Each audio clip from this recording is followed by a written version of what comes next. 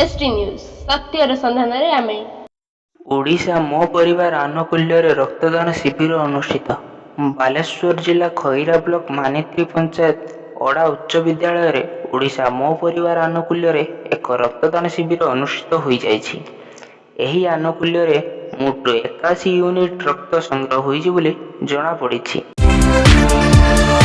Simulia block चामुझाड़ी panchayat अधीन गौड़पड़ा विद्यालय रे आउ एक रक्तदान शिविर अनुष्ठित हो जाइछि।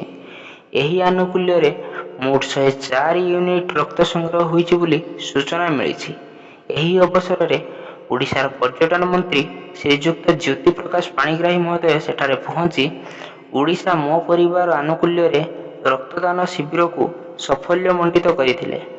सिमुलिया ब्लॉक ओडिशा मो परिवार संयोजक श्रीजुक्त जयंत नायक, खैरा ब्लॉक ओडिशा मो परिवार संयोजक श्रीजुक्त प्रहलाद पति और समस्त रक्तदाता एवं सहयोगी मानक अशेष धन्यवाद ज्ञापन करथिले। Bureau report ST news.